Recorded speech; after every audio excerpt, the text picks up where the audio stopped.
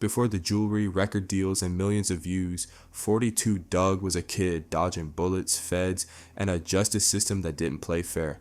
Raised in a city that fell harder than most, he found his way through dice games, drug traps, and federal raids, all before he ever picked up a mic. This is the raw, unfiltered story of Dion Hayes, better known as 42 Dugg, from eastside Detroit to a federal prison cell and everywhere in between. Detroit wasn't always chaos. In its golden days, the city was booming. Motown ruled the radio, car factories filled every block with jobs, and people had pride in the Motor City. But when the auto industry collapsed in the late 70s and 80s, that pride was replaced by pain. Foreign imports cut deep, jobs vanished, and by the time 2015 came around, Detroit had lost over 60% of its population. What followed was violence, abandonment, and despair. Homicide rates soared. In 2012 alone, nearly 400 murders were recorded. While most American cities saw crime drop, Detroit kept climbing, and it was the youth who suffered most. In 2010, over 100 kids were killed in the city. Another 12,000 were arrested for crimes tied to gangs, drugs, and poverty. Detroit's gang culture wasn't like Chicago's organized sets or LA's color-coded blocks. It was more personal, more chaotic. Gangs here weren't franchises, they were families. Neighborhood crews who stuck together because the block raised them. One of those local sets was the Hustle Boys, and that's where our story begins. 42 Dugg, born Dion Hayes, was raised in East Detroit, a city where water wasn't always clean and city leadership went missing for stretches. He describes his childhood as fun, skating, partying, laughing with friends, but fun in Detroit still came with consequences. The Hustle Boys started out hustling parties. It was about money, attention, status, but when they began catching too much shine, rival crews started applying pressure. That pressure pushed them deeper into the streets, guns, robberies, pills, and a network that stretched from Michigan to Ohio and West Virginia. They called their base the Hustle House, just someone's home where the operation went down, packaging, plotting, and preparing for the next move. They moved prescription pills like it was nothing. Women in the crew smuggled them internally, crossing state lines on risky trips. Eventually the feds caught wind. In 2011, the Hustle Boys were hit with trafficking charges. One member in particular, Jaron Ski Gaskin, who Dugg often mentioned in music, got caught during a late-night traffic stop in Ohio. Hidden pills were found, fake IDs came out, and by the time the bust was over, they'd recovered over 600 oxy pills. Gaskin caught 30 years. Just like that, a close figure in Dugg's world was gone. Dugg was just a kid, but already deep in trouble. His first arrest came at age 12 for stealing a stolen car the cops were already watching.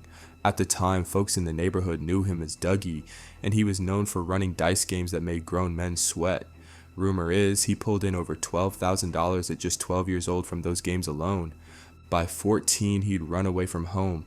At 15, he got caught with a firearm and landed on probation, but the street ties didn't break. He stayed active while his crew, the 42 Boys, built a name in Detroit's eastside war zone.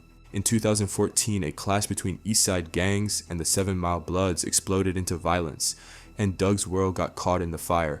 On July 14, twin brothers Michael and Martazi Davis, known as the 42 Twins, checked in for parole. Unknown to them, Billy Arnold, a blood and rising shot caller, spotted them and set up an ambush. Minutes later, 3 cars full of armed bloods followed the twins and their crew through West Detroit. At a traffic light, a white Chrysler Sebring pulled up. Windows rolled down, gunfire broke out. Michael took a shot to the chest. Dwan Neff Page, another Hustle Boy, was hit in the face. A social worker later testified that Page's eye was hanging from its socket. He died days later. He was just 22 years old. Arnold bragged later, telling associates he cooked them. Prosecutors lined up witnesses. But when trial came, Michael Davis, the only living twin, vanished. The state's case crumbled. Meanwhile, Dugg's own story took another hard turn. He was arrested in 2014 for carjacking while armed. They sentenced to 4 years in prison. Inside, he caught another charge for fighting, tacking on 2 more years. That 6-year stretch included time in solitary where Dugg began writing bars and battling his own mind. Locked down 23 hours a day, barely eating, he dropped to under 110 pounds. He had no visits, no outlets, just a pencil and a head full of pain, but that's where the music started. In those years, Dugg turned thoughts into rhymes. Inspired by artists like Boozy and Jeezy and pushed by his brother, he began crafting the sound that would later take him to the charts. By the time he was released at 22, Dugg had a catalog in his notebook. He dropped Young and Turnt in 2019 with a standout track called The Streets, a tribute to a lost friend in a city that tried to swallow him whole. His career took off fast. A dice game in Atlanta led to a meeting with Lil Baby. The two connected over gambling, and that turned into music. Baby linked him with Yo Gotti, and in March, Gotti surprised Dugg on stage during Meek Mill's tour, handing him a CMG chain and signing him under CMGX for PF. Tracks like STFU for Da Gang and later We Paid with Lil Baby took him mainstream. That whistle, that growl, it became his signature. His pain and hunger poured into every verse, but the streets never fully let go. In 2020, the feds hit Dugg with a gun charge after surveillance footage showed him firing at a gun range, a problem for a convicted felon. He got probation, but violations followed fast, failed drug tests, interfering with police in Vegas, and a missed check-in for a 6-month sentence. When he skipped reporting to prison, the feds called it a flight. Dugg's lawyer argued he misunderstood the timeline due to his appeal, but by then it was too late. The ATF tracked him down flying on a private jet, landing in Detroit with $25,000 in cash and over $100,000 in jewelry. He was arrested. Investigators claimed he had help.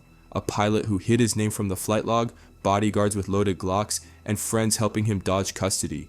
The feds even recovered a phone allegedly hidden by the pilot himself. In 2023, Dugg was finally sentenced to 12 months in prison for failing to report. He vented from inside, saying his time felt unfair, over probation slips, not violent crime. Yo Gotti offered $2 million for any lawyer who could get him out early. Meanwhile, Dugg dropped posts about heating food in the shower, denied visits, and being locked in all over technicalities. After 18 months locked up, 42 Dugg walked free in October 2023.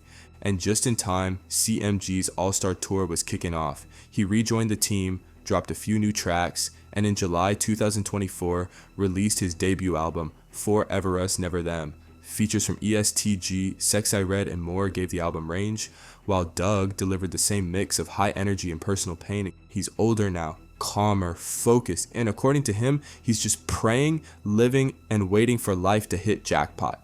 What do you think of 42 Dugg's journey? Drop your thoughts below, hit that like, and subscribe if you want more untold stories from the streets.